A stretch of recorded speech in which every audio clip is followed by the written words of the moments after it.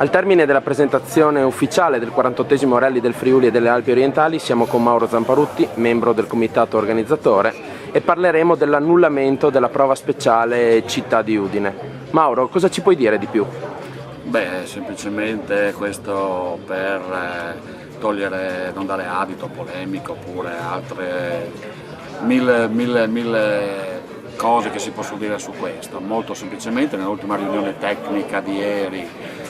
è uscito un problema di ordine pubblico, probabilmente nasce anche dalla situazione un po' generale di questo periodo con incidenti successi in ambito del motorismo sportivo, soprattutto nei rally, che hanno fatto sì che ci vengano richieste un alto numero di persone per la vigilanza del pubblico, si parla di 60-70 persone per vigilare il pubblico. Non so esattamente quale veste tecnica debbano avere, perché la questura,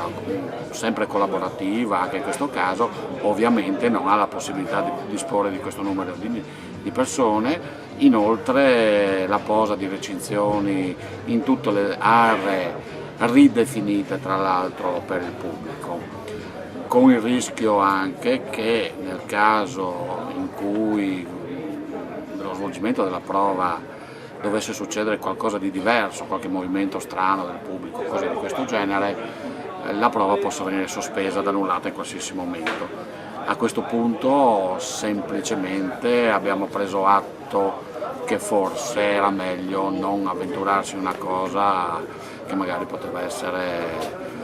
ancora più deleteria sia per l'immagine sia per la parte sportiva, ecco. Per cui questo è un rimandare all'anno prossimo, magari chiarendo questa situazione, perché ovviamente noi abbiamo i commissari di percorso,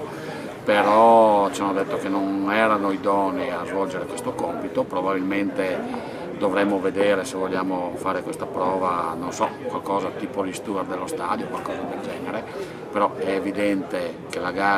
prova si doveva svolgere venerdì sera, ieri era lunedì, oggi è martedì, è ovvio che era estremamente difficoltoso e quasi impossibile adempiere a queste richieste,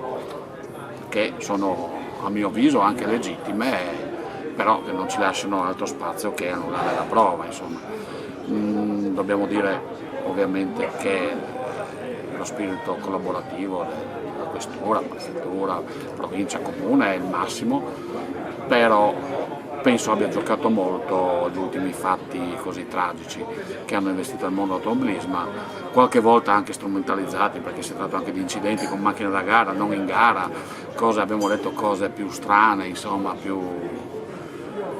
aberranti un po' così dal punto di vista che chi sa di questo sport sa benissimo che non erano la realtà. Questo è tutto. Grazie mille.